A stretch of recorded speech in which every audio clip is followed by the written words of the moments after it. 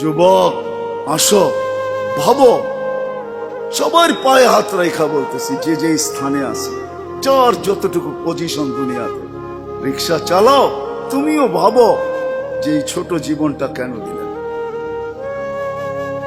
বাবা উচিত কেন দিলেন? ওই জান্নাত পাওয়ার জন্য দিলেন। বলে আপনি কি করে বলেন? এই জন্যই বলি, কেন আমাদের যাত্রা জান্নাত থেকে, আমরা জান্নাতে যাব।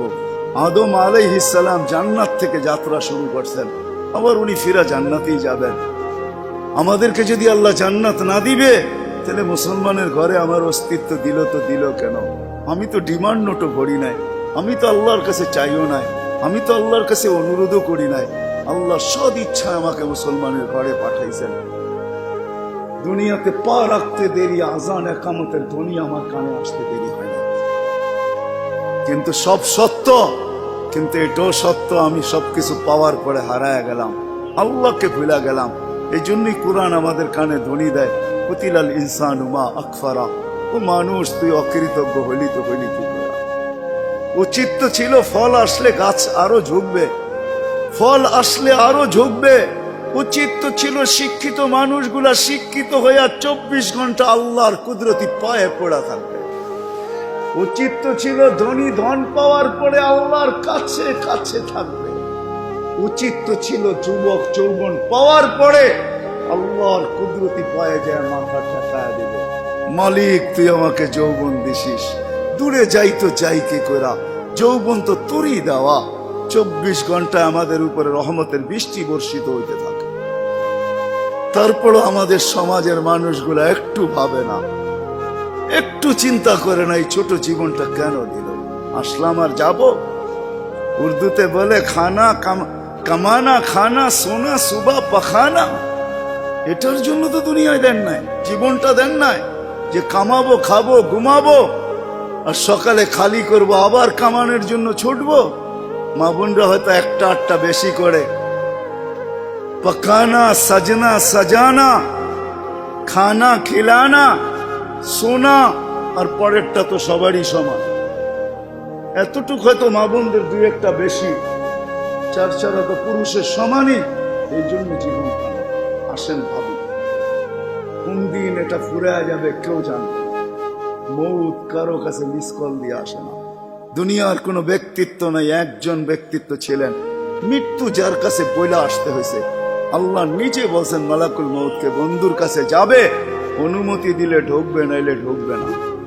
অনুমতি নিয়ে বুকে হাত রাখবে, নাইলে রাখবে না। আমার বন্ধুর অনুমতি ছাড়া হাত রাখবে না বুকে। একজনই দুনিয়াতে ব্যক্তিত্ব ছিল যার কাছে অনুমতি নিয়ে আসছে, কারো কাছে আজ পর্যন্ত অনুমতি নিয়ে আসে আর আসবেও না। সত্য এটাই। এই জন্য আসেন, ওই জান্নাত, এটাই আমাদের ছোট জীবনটার উদ্দেশ্য। এই জন্যই আল্লাহ ডেলি ডাকে, 5 বেলা ডাকে, গ্যারান্টি দিয়া ডাকে, সিল লাগায় ডাকে। ইদা সালুহা সালুহা সাইরুল আমাল। 5 ওয়াক্ত নামাজ যদি এই উম্মত কমপ্লিট করে দেখাইতে পারে, আল্লাহ আমাদের নবীজির সাথে ওয়াদা করছেন, আমিও আপনার উম্মতের জীবনকে কমপ্লিট বলে লেখা দিব। কোন বিষয়ে হাতই লাগাবো না, চোখই বুলাবো না, নামাজ ঠিক তো ঠিক। মুহাম্মদুর রাসূলুল্লাহ সাল্লাল্লাহু আলাইহি ওয়াসাল্লাম এই জন্যই আসছেন, এই জন্যই জীবনটা ভর চোখের পানি ঝরাইছেন, এখনো জড়াইতেছে। কিয়ামতের মাঠে আমাদেরকে নিয়ে চিৎকার দিবে, উম্মতি উম্মতি বলে চিৎকার দিবে। আসছিল যুবক যৌবন অবস্থায় তোমাকে জান্নাত পাওয়ায় দেওয়ার জন্য, নাইলে যে হাদিস শুনাইছি এটা কোনোদিন হইতো না, কোনোদিন হইতো না।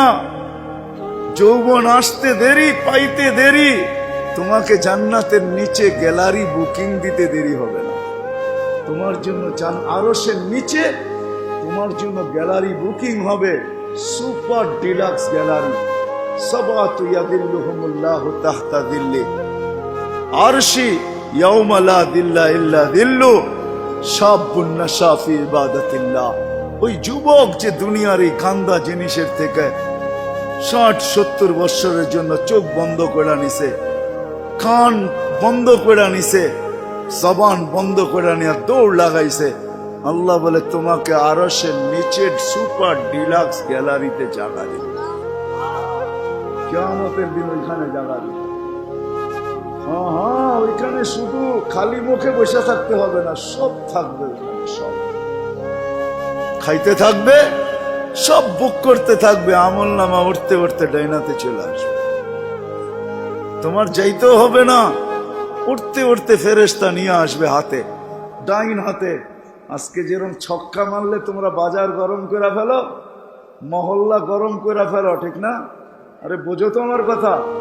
তার ছক্কা ক্রিকেটে দেখো না, মাঝে মাঝে তোমাদের পছন্দের প্লেয়ার যদি ছক্কা মারে বা টিম যদি ছক্কা মারে, তাহলে পুরো বাজার গরম করে ফেলো, ঠিক না?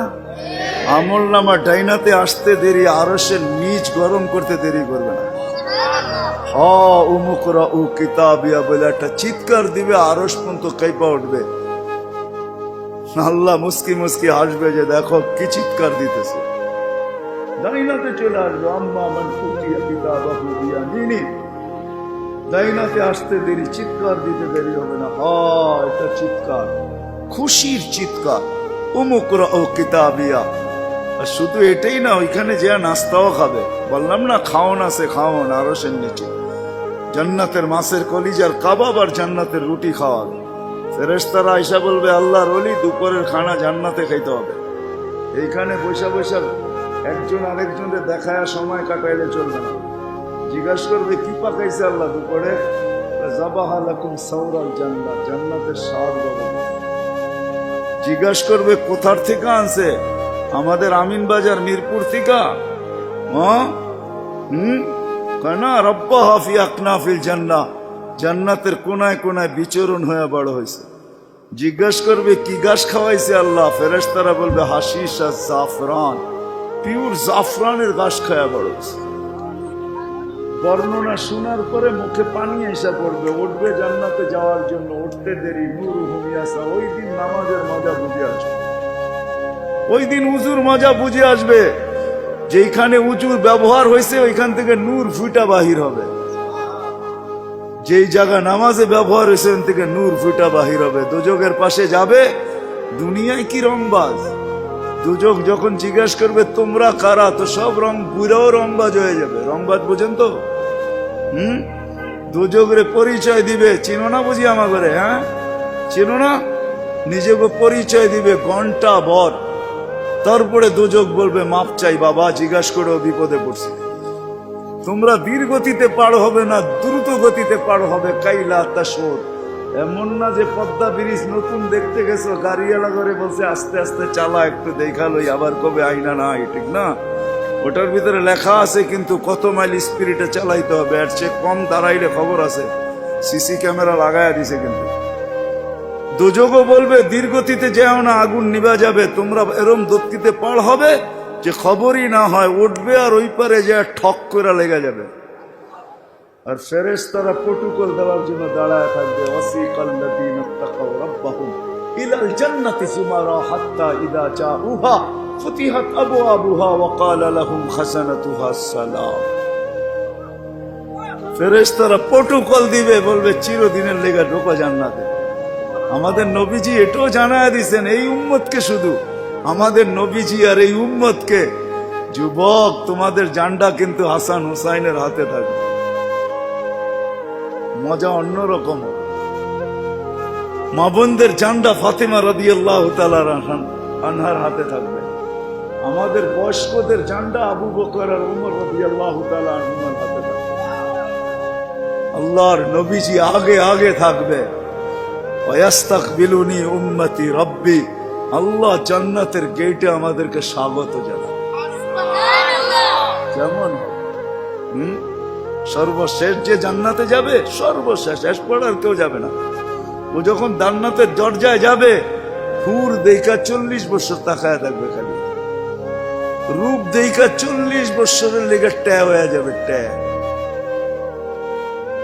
40 বছর পরে হুর ওর গালের ভিতরে চিমটি কাইটা বলবে খালি দেখবি, আর কিছু কাহিনী নাই, আর কত দেখবি তুই আমারে, চল ভিতরে।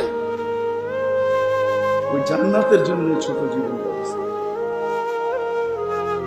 ওটার জন্যই যার কাছে যে যে অবস্থানে, এই অবস্থানটা ওই জান্নাতের জন্য কাটাবে কিভাবে, এটার জন্য মুহাম্মদুর রাসূলুল্লাহ সাল্লাল্লাহু আলাইহি ওয়াসাল্লাম। আমি তো বলি যুবক, হায় এই জীবনে তো কতবারই চুল কাটলা, ঠিক না? কাটো নাই চুল? হ্যাঁ, কমসে কম তো ঈদে কাটো, ঠিক না? আজ পর্যন্ত সেলুনে যে কোনোদিন বলছো যে আজকে তোদের যতগুলা ডিজাইন আছে এগুলা সরা? ও যদি বলে তোর মাথায় কি এলো, কয় না না সরা তুই এই ডিজাইন। আজকে আমি নিয়ত করে আসছি আমার চুল কাটবো আমার নবীর ডিজাইনে, আমাকে কাটা দিব। একজন যুবক দেখো, বলো কসম খোদার, যদি তুমি নবীর মহব্বতে একদিন চুলও কাটতে পারো, তাহলে আমি জানি তোমার যদি ঈমান নিয়ে মরতে পারো, একদিনের চুল কাটা তোমাকে জান্নাতে নিয়ে যাবে। নবীর আদর্শ আল্লাহর কাছে বড় প্রিয়। এই জন্য আসো, লম্বা করতে চাইতেছি না, আসো ছোট জীবনটা যে যেই ক্ষেত্রে আছি, যুবক যৌবনে, নারী নারীত্বে, পুরুষ পুরুষত্বে, ধনী ধনের ভিতরে যে যে অবস্থানে আসি, পজিশনে আসি, এটা ওই জান্নাত নেওয়ার জন্য। নাইলে পস্তাইতে হবে, সওয়া যাবে না, এটাই সত্য। এক এক দুযোগীর এক একটা দাঁত হবে 10 কিলোমিটার চওড়া, উপরের মারিটা হবে 160 কিলোমিটার, বসতে জায়গা লাগবে 470 কিলোমিটার। ওই পাহাড় আমি 4 বার এই 2 চোখে দেখছি, ইয়ামানে জাবালে বায়দা, যেটার সমান এক একটা রান হবে। সইতে পারবে না। তোমাকে মুসলমানের ঘরে অস্তিত্ব দিছেন এই জন্য না, তোমাকে মুসলমানের ঘরে অস্তিত্ব দিছে যুবক এই জন্য যে তুমি যৌবন দিয়েই আল্লাহর কাছ থেকে জান্নাত নিয়ে নিবে। পরের সময়টা যেটা থাকবে ওটা শুধু বোনাস থাকবে। জান্নাত তুমি নিয়ে নিবে, পরে যা সময়টা পাবে এটার জন্য তোমার পদ মর্যাদা বাড়তে থাকবে, জান্নাতে মর্যাদা বাড়তে থাকবে। কিন্তু জান্নাতের প্লট তুমি যৌবন দিয়ে নিয়ে নিবে, এই জন্য তোমাকে যৌবন দিয়েছে। আসো আজকে সবাই মিলে অঙ্গীকার করে বুলার রাস্তার থেকে ফিরে আসি আর ভাবি যে আমাকে কিন্তু জান্নাত নিয়ে যেতে হবে। ওইখানে কোনো পরিচয় চলবে না। যদি চলতো তাহলে একটা কথা বলেই শেষ করতেছি, দুনিয়ার কারো যদি নাও চলতো তাহলে আবু তালেবের জন্য চলতো পরিচয়। আবু তালেবের চলতো, যেই নবীর পিঠের ছোঁয়া পাইলে ভাগ্য খোলে। আল্লাহর রসুল খেজুর গাছে পিঠ লাগায় জুমার খুতবা পড়তেন। যেই দিন মেম্বরে উঠছেন, পা রাখছেন, খেজুর গাছ বাচ্চার মতো ফুফায় ফুফায় কাঁদতেছিল, বিলাপ করতেছিল, আমাকে বঞ্চিত করলেন কেন? পেটের ছোঁয়া দিতেছিলেন, ধন্য হইতেছিলাম, কেন বঞ্চিত করলেন? মেম্বরে কেন পা দিলেন? আল্লাহর রসুল সান্ত্বনা দিতে দিতে এই পর্যন্ত সান্ত্বনা দেওয়ার পরে কান্না থামছে যে তোকে আমি জান্নাতে নিয়ে যাব।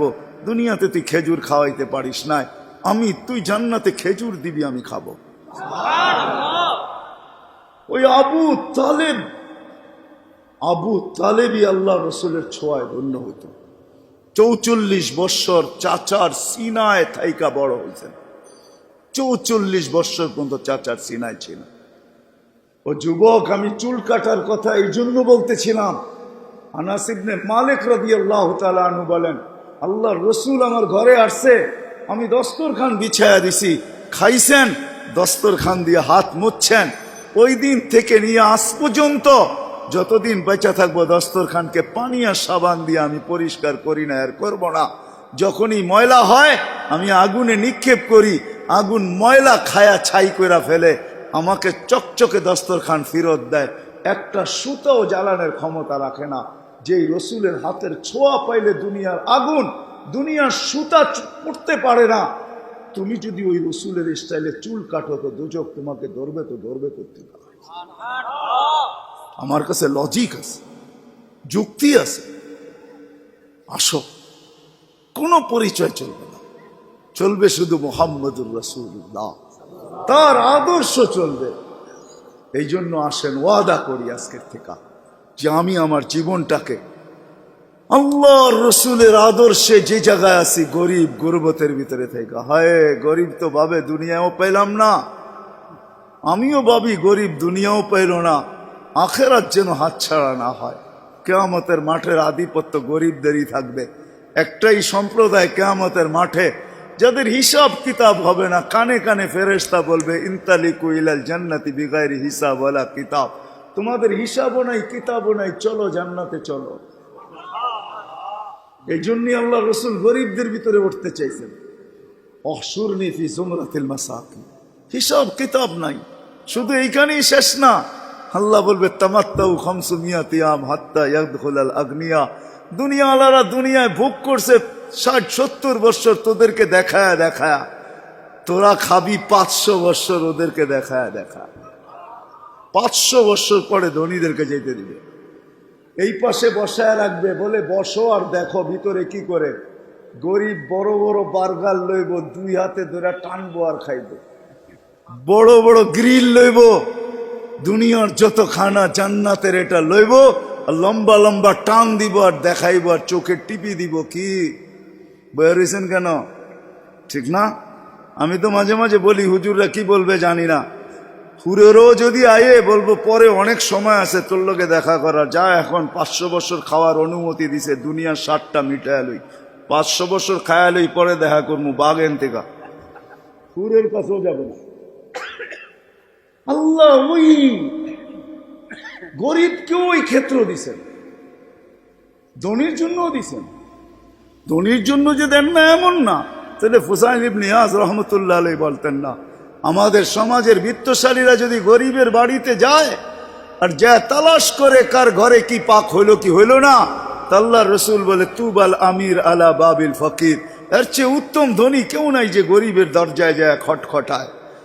ফুজাইল ইবনে ইয়াজ বলে তুমি 1 লোকমা ক্ষুধার্তের মুখে উঠায় দিবা, লোকমাতুন ফি বাতনিন যায় খায়রুম মিন বিনাই জামে, একজন আল্লাহর ঘর বানায় যা না পাবে, তুমি গরিবের ক্ষুধার্তের মুখে 1 লোকমা উঠায় দিয়ে এর চেয়ে বেশি সওয়াব পাবে। আল্লাহর ঘর বানাইলে জান্নাত পাওয়া যায়, গরিবের মুখে 1 লোকমা খানা উঠায় দিয়েও জান্নাত পাওয়া যায়। হাদিসে কুদসি আছে, আল্লাহ বলে আমি ক্ষুধার্ত ছিলাম, তুমি কেন খাওয়াইলে না? তো বান্দা বলবে আপনি, সুবহান, আপনি আবার ক্ষুধার্ত? তা আল্লাহ মানুষ সামনে নিয়ে আসবে, এ ক্ষুধার্ত ছিল, তোমার কাছে হাত পাচ্ছে, তুমি ধাক্কা দিয়া বাহির করে দিছো, একে খাওয়াইলে আমাকে খাওয়ানো হতো। জিজ্ঞেস করেন হাদিস আছে না নাই? আমি কাপড়হীন ছিলাম, তুমি কেন আমাকে কাপড় পরাইলে না? ধনীকেও ধন দিছেন এই জন্য, শিক্ষিতকেও শিক্ষা দিছেন এই জন্য। আসেন অর্জন করবো তো, শিখবো তো, পাক্কা ওয়াদা? নামান সর্বশেষ ওয়াদা, আজকের থেকে নামাজ ছাড়বো না। ওয়াদা, কিন্তু ওয়াদা হইলে উঠান, নাইলে উঠান না। আজকের থেকে নামাজ কোনো মতে ছাড়বো না।